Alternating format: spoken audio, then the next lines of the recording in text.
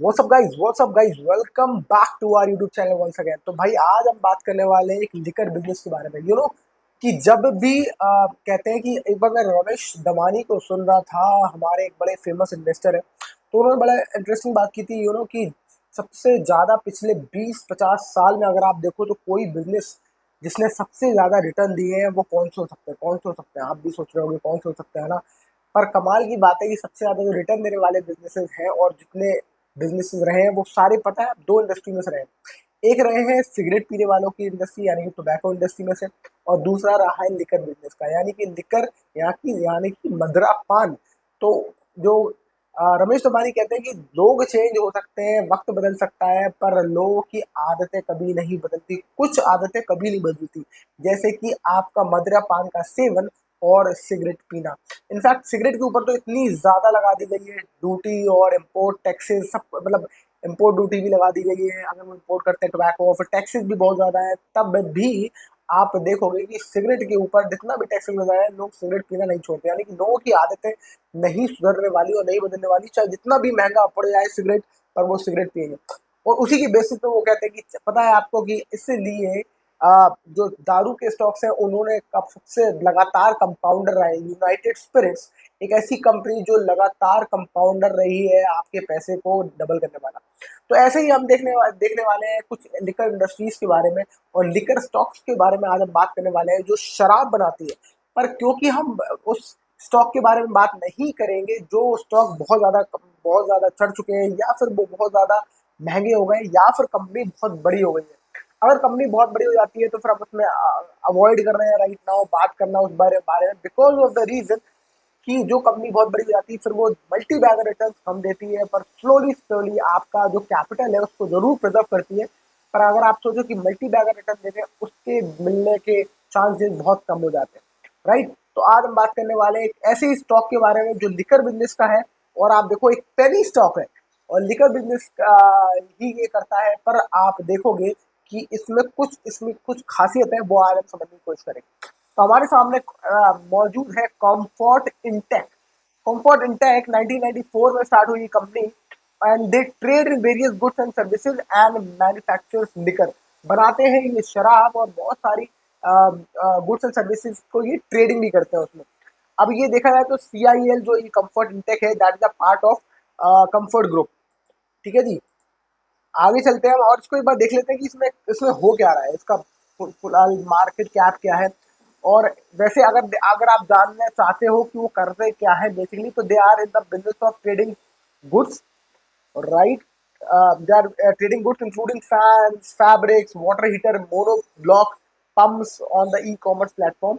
ये सारी वो ट्रेडिंग करते हैं basically. But they manufacture and deal in spirits including Indian made foreign country beverage and similar product. तो इंडियन मेड लिकर को वो बाहर बेचते हैं और इंडिया में भी बेचते हैं। अब आगे बात करते हैं मार्केट कैप की। मार्केट कैप है इसका 290 करोड़, यानी कि बहुत ही स्मॉल कैप भी नहीं, माइक्रो कैप कंपनी है। करंट प्राइस 9 रुपए पे आपका स्टॉक मिल रहा है। स्टॉक का प्राइस 225।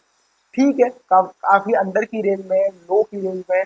बुक वैल्यू 5 रुपए और डिविडेंड यील्ड देखोगे आप 0.77%। ROC ROE बिल्कुल भी खास नहीं, 6-6% के आसपास ROC और ROE घूम रहा है। At face value 1। ठीक है, ये तो इसकी कहानी। अब अगर 10 साल में देखो तो इसने कुछ ज्यादा किया नहीं है। 2020 के बाद ये थोड़ा सा भागा और इसने हाई लगाया अपना तकरीबन 17 रुपए के आसपास, और 17 रुपए के आसपास अभी ये गिरता हुआ चला हुआ आ रहा है नीचे। अभी ये 9 रुपए के आसपास आपको मिलने की कोशिश कर रहा है। तो आप क्या करना चाहेंगे, क्या सोच रहे हैं बताइए। आप क्या सोच रहे हैं कि लिकर बिजनेस कैसा होगा आगे। देखिए बहुत सारे जो हमें ना अभी स्टॉक लगते हैं कि यार ये कब कब चलेंगे, ये क्या करेंगे। पर जो स्मॉल कैप कंपनीज होती है ना, ये मतलब पता नहीं, कुछ कुछ नहीं पता। They can go to zero, हो सकता है वो अगले 10-15 साल तक आप उसको वेट करते रहो, वो कभी उठे ही ना। और ऐसा भी हो सकता है 10-15 साल के बाद एकदम से कोई और उसके अंदर एक्विजिशन करे, कोई और उसको एक्वायर करे और उस कंपनी के वारे नारे कर दे। तो ये भी हो सकता है। तो अगर आपके पास शेयर उसमें पड़े रहेंगे और अगर आप इसमें लंबी होल्डिंग रखे रहेंगे, तो हो सकता है आगे चल के, हो सकता है यही कंपनी आगे चल के बहुत ज्यादा प्रॉफिटेबल हो जाए। Who knows, let's see. अच्छा, अगर प्रोज एंड कॉन्स देखें तो प्रोज एंड कॉन्स में company has reduce debt, debt free company है, गुड क्वार्टर दे रही है, और कंपनी मीडियम सेल्स ग्रोथ भी सही है। कंपनी के साथ एक प्रॉब्लम है कि कंपनी का जो डिविडेंड पे आउट है वो काफी लो रहा है। अब आगे बढ़ते हैं और देखते हैं इसके प्रॉफिट। तब ये देखो जरा, अगर इसका प्रॉफिट एंड लॉस हम देखें तो देखा जाए तो इसका प्रॉफिट एंड लॉस काफी कम है। मतलब कि पहले 8 था 2023 में, फिर 10 करोड़ हुआ, अब 9 करोड़ हुआ। पर अगर आप ये लंबे होराइजन पे देखें, 2013 से देखें, तो 2013 से अभी तक इसका profit on a higher note पे ही चल रहा है पिछले 3 साल से। क्योंकि पहले तो कभी इसके पास 6 करोड़ का प्रॉफिट था, कभी 2, कभी 6, फिर कभी 1, और कभी माइनस में भी इसका प्रॉफिट गया है बीच में। राइट, तो अगर देखा जाए तो अभी जो है वो 8, 9, 8 के पास चल रहा है, यानी कि हायर साइड पे ही चल रहा है पिछले 3 साल से। तो लग रहा है कि प्रॉफिट तो थोड़ा बहुत कंपनी बना रही है। अब अगर चले कैश फ्लो की बात करें तो कैश फ्लो में देखते हैं क्या होता है। कैश फ्लो में आप देखो, आप करीब एक माइक्रो कैप कंपनी के पास 19 करोड़ कैश पड़ा हुआ है। पर अगर देखें तो कि लगातार क्या कैश फ्लो क्रिएट करने वाली कंपनी है, तो लगातार कैश फ्लो क्रिएट करने वाली कंपनी नहीं है। इसमें कई बार इसने माइनस भी किया है, माइनस में कैश फ्लोज है इसके काफी बार।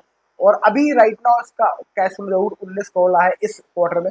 पर इससे पहले देखा जाए तो इसने पहले ईयरली हमेशा उसका माइनस ही रहा है, माइनस में नेगेटिव कैश फ्लो वाली कंपनी है ये। राइट, तो एक अच्छा संकेत है।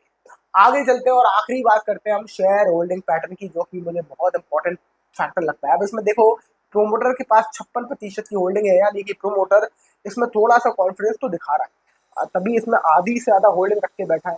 और आधी होल्डिंग, तकरीबन आधी 43.92% की होल्डिंग हमारे पब्लिक के पास है।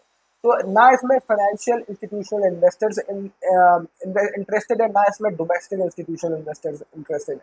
तो ना एक बड़ी कंपनी, एक ऐसी कंपनी, एक ऐसी स्मॉल कैप कंपनी, ना तो इसमें बाहर के बड़े इन्वेस्टर इंटरेस्टेड है, ना इंडिया के या डोमेस्टिक बड़े इन्वेस्टर इंटरेस्टेड है।